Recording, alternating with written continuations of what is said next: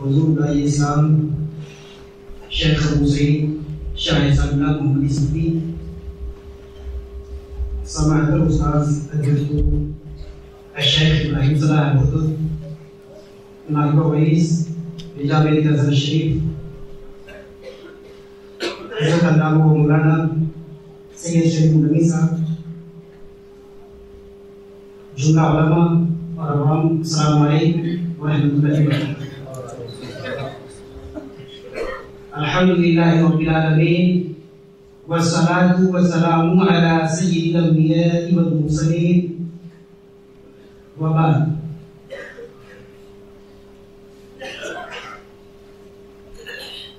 شیخ کی تقریب کے خلاصہ سے قبل ایک چیز اور بتا دوں کہ شیخ کا ایک نہایت فاضلانہ تفصیلی خطاب میں بھی ہوا اور بڑی قیمتی بات اس میں آئی طلباء کے سامنے۔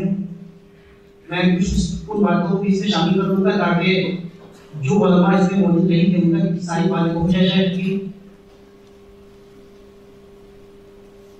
شیخ نے فرمایا کہ میں حضور داعی اسلام شیخ ابو سعید شاہ صاحب محمد صفی کی دعوت پر جامعہ الازہر مصر سے نہایت خوش و خرم بڑی خوشی کا احساس کرتے ہوئے میں یہاں پہ آیا اور پورا سفر سعادت مند رہا۔ یہاں بھی آ کر مجھے بڑا اچھا محسوس ہوا۔ ہندوستانیوں کے لیے خاص طور پہ یہاں کے علماء اور یہاں کے حضرات کے لیے شیخ الازہر نے سلام کہا اور شیخ الازہر نے اپنا پیغام محبت ہم سب کو بھیجا۔ حضرت شیخ الازہر سید احمد طیب دامت برکاتہ العالیہ خود ایک عظیم صوفی ہیں، بہت بڑے صوفی ہیں اور خود سلسلہ شاذلیہ کے صاحب سلسلہ بزرگ ہیں، صاحب نسبت بزرگ ہیں، اور اس طور پر جامعہ الازہر شریف بھی صوفیاء کرام کی قیادت و امارت میں آگے بڑھ رہا ہے، اور جامعہ علیہ جو خود ایک صوفی خانقاہ میں موجود ہے، اس طرح اس کا جامعہ الازہر شریف سے خاص نسبت اور خاص تعلق ہے۔ اسلام کے حوالے سے بات کریں تو اسلام پوری انسانیت کے لیے سارے انسانوں کے ساتھ محبت اور اخوت کا برتاؤ کرنے کی بات کرتا ہے۔ نبی کریم صلی اللہ علیہ وسلم نے مختلف مقامات پر دوسری قوموں کے ساتھ، برے لوگوں کے ساتھ اور برائیاں کرنے والوں کے ساتھ حسن سلوک کرنے کا نبی کریم صلی اللہ علیہ وسلم نے حکم دیا، اور آپ کے کردار سے بھی ہمیشہ یہی سامنے آیا ہے کہ آپ نے برائی کے بدلے اچھائی پیش کیا، برے سلوک کے بدلے اچھا سلوک پیش کیا۔ اس طرح ہم دیکھتے ہیں کہ صوفیاء کا جو مسلک ہے الناس اللہ کہ ساری مخلوق اللہ کی جان ہے، خود اللہ کی عزت ساری مخلوق کو رزق دیتا ہے، زندگی سب کو دی ہے، سب کو رزق دیتا ہے، اور جو اس کو مانتے ہیں، جو اسے نہیں مانتے ہیں، جو اسے دوست رکھتے ہیں اور جو اس سے عداوت رکھتے ہیں، اللہ رب العزت کی فیاضی سب کو سیراب کرتی ہے۔ اللہ کا فضل، اللہ کا رزق سب کو عام ہوتا ہے۔ اسی طرح اللہ کے رسول جناب محمد رسول اللہ صلی اللہ علیہ وسلم کافۃ للناس بھیجے گئے اور عالمین کے لیے رحمت بنا کر بھیجے گئے۔ اللہ کریم نے ارشاد فرمایا وما ارسلناک الا رحمۃ للعالمین، اے محبوب ہم نے آپ کو سارے عالم کے لیے، پوری کائنات کے لیے رحمت بنا کر بھیجا۔ اس طرح ہم دیکھتے ہیں کہ اسلام کا بنیادی پیغام پوری انسانیت کے لیے، پورے عالم کے لیے امن کا پیغام ہے، شانتی کا پیغام ہے، محبت کا پیغام ہے۔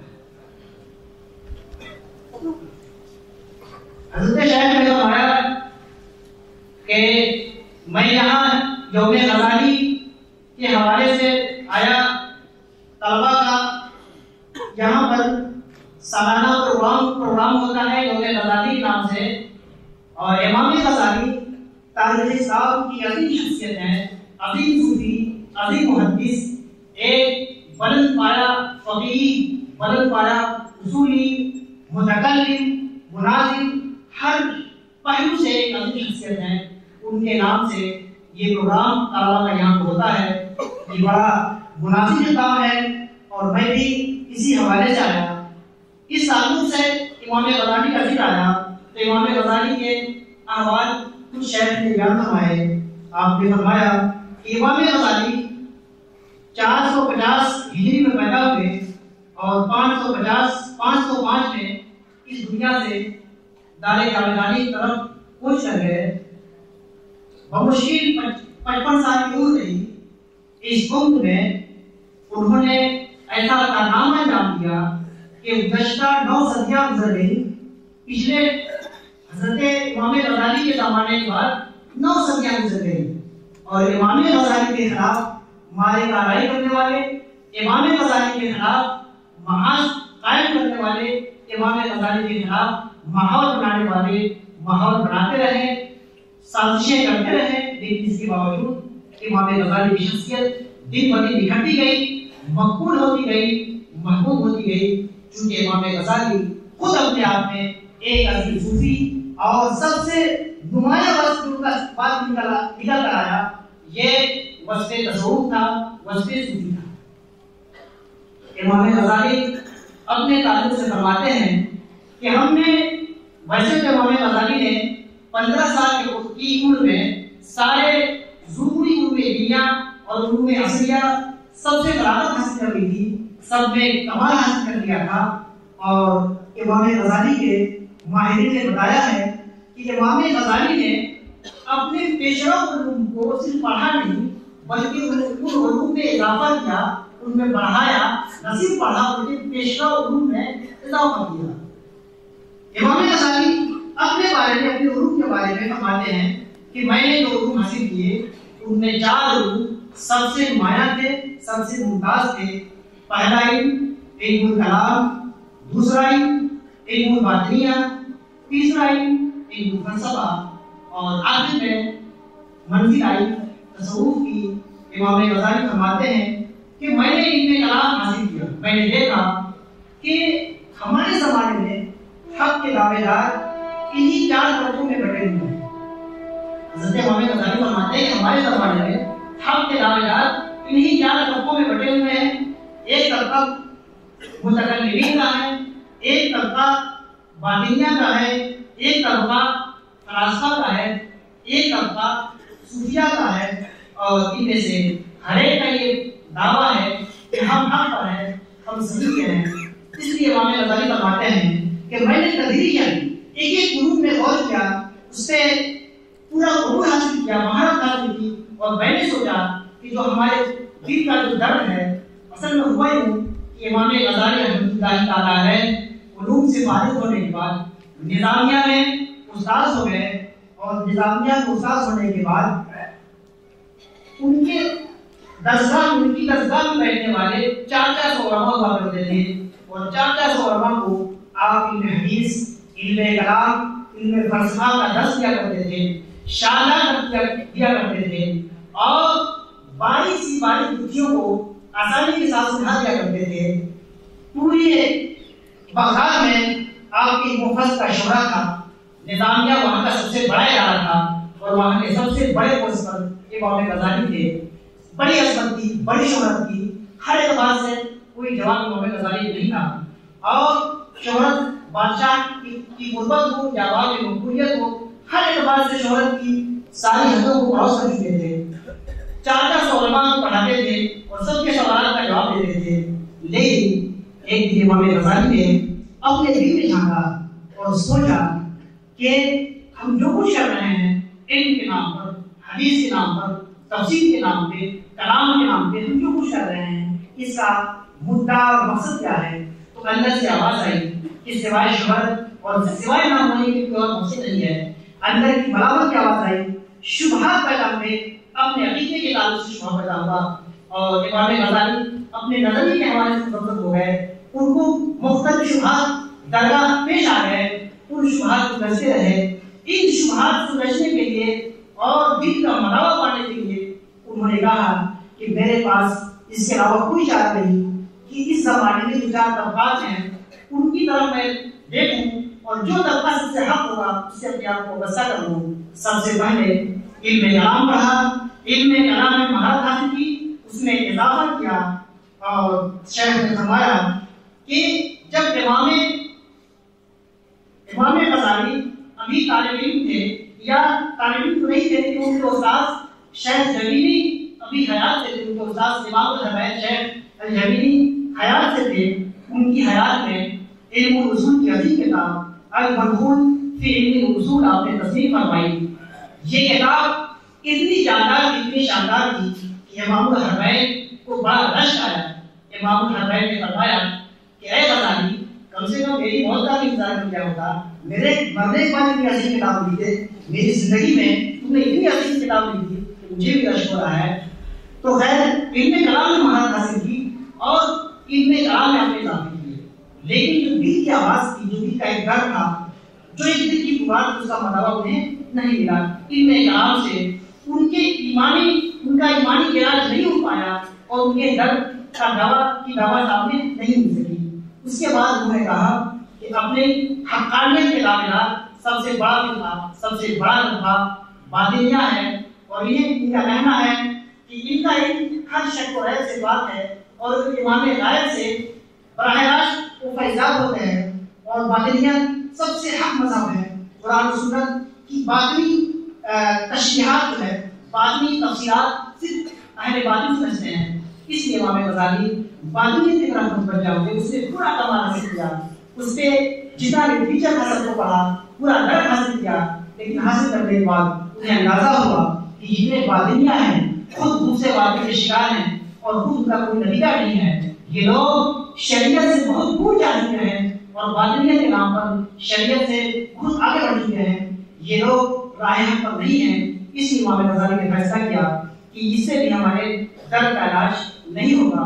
اس کے بعد جو تیسرا طبقہ تھا علم الفلاسفہ کا، فلاسفہ کی طرف متوجہ ہوئے، علم الفلسفہ میں کمال حاصل کیا، علم الفلسفہ میں کمال حاصل کرنے کے بعد پورا عمر حاصل کر لیا، لیکن فلسفہ جو پڑھتے گئے، شک و رد بڑھتا گیا، کوئی تسلی نہیں ہوئی، کوئی سکون نہیں ملا۔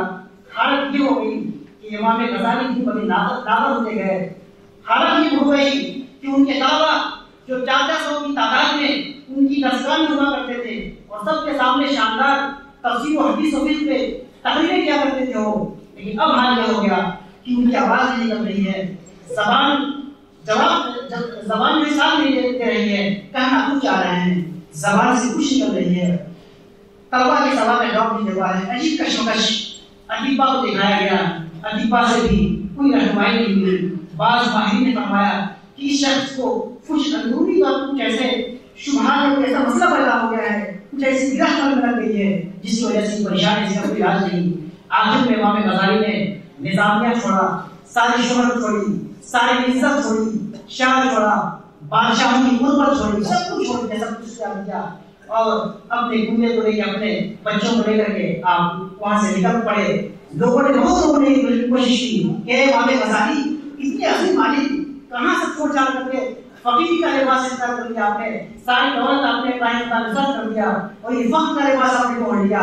آپ کے جانے سے علم کا بڑا نقصان ہوگا، آپ کے جانے سے فضل کا بڑا نقصان ہوگا، آپ کے جانے سے علم الکلام، علم الفلسفہ، علم العقیدہ اور علم الشریعہ کا زوال ہو جائے گا، آپ نہ جائیں گے۔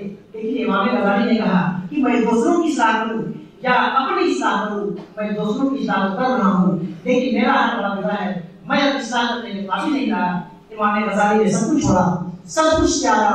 اس کے بعد طویل ایک ان کی زندگی کا لمبا سفر ہے، مراقبات مجاہدات ہوتے رہے۔ اس کے بعد ایک ایسا وقت آیا کہ ان کے مرشد کے صدقے میں ایک ایسا وقت آیا کہ امام غزالی فرماتے ہیں کہ جس سطح کے شبہات ہم کو لاحق تھے اس سے کئی گنے اعلیٰ یقین کی شمع روشن ہو گئی، ایسا یقین جس کے لیے کوئی دلیل کی حاجت نہیں رہی، بس یہ کہ حق روشن ہو گیا، حق کو ہم نے دیکھ لیا، جتنے شبہات اس کا غبار چھٹ گیا اور اب جہاں مزید کوئی شبہ نہیں رہا۔ تو اس طرح امام غزالی کا نام علوم اسلامیہ کے حوالے سے، احیاء علوم دین کے حوالے سے، خاص طور پہ ان کی کتابیں یا علوم بعد میں جو انہوں نے کتاب لکھی ہے ان کی پوری کتابوں کا نچوڑ ہے، پورے ان کے علم کا نچوڑ ہے، ان کی فکر کا نچوڑ ہے. اور 900 سال ہو گئے احیاء العلوم کا بھی کوئی جواب نہیں آیا. ایسا علم، ایسی کتاب جو زندہ جاوید ہے، ایسی کتاب جس سے قلوب کا تزکیہ ہوتا ہے، ایسی کتاب جس سے دل کو نور ایمان حاصل ہوتا ہے. تو اس طرح امام غزالی نے یہ احیاء العلوم لکھ کر امت پہ احسان عظیم فرمایا. اور مجموعی طور پہ یہ ہے کہ تصوف ہی وہ واحد راستہ ہے جہاں سے ایمان ملتا ہے، جہاں سے یقین ملتا ہے. اور خاص بات یہ شاید میں حضرت بغدادی اور دوسرے صوفیہ کے ایک واقعات بھی بیان کیے، لیکن میں آگے چل رہا ہوں کہ خاص بات یہ ہے کہ تصوف کے حوالے سے جو سوالات ہوتے ہیں، بنیادی بات یاد رکھنے کی ہے کہ تصوف میں ہمارے مبتدا، ہمارے بابا جناب احمد مصطفیٰ محمد مصطفیٰ صلی اللہ تعالی علیہ وسلم اور ان کے اصحاب ہیں.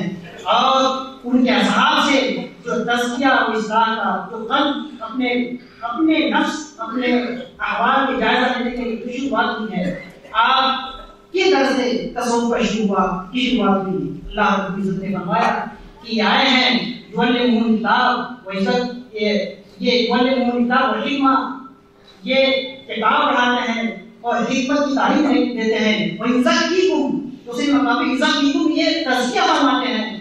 تو تزکیہ فرمایا اللہ کے رسول صلی اللہ تعالیٰ علیہ وسلم ہے. تو تزکیہ جو تصوف کا دوسرا نام ہے، یا تصوف جو تزکیہ کا دوسرا نام ہے، اس سے مولین اول، ہمارے مولین اول، ہمارے سربراہ جناب محمد رسول اللہ صلی اللہ تعالیٰ علیہ وسلم ہے. اس لیے ہمیں مزید کسی شبہ میں پڑھنے کی ضرورت نہیں ہے کہ تصوف کوئی نئی چیز ہے. دین میں جو ایک دو چیزیں بڑی اہم شاید نے بتائی ہیں کہ اس وقت کی تحریر کا خلاصہ ہوا. دن میں ایک دو بڑے اہم پوائنٹس ہیں، میں اجازت ہے تو میں وہ شروع کر رہا ہوں.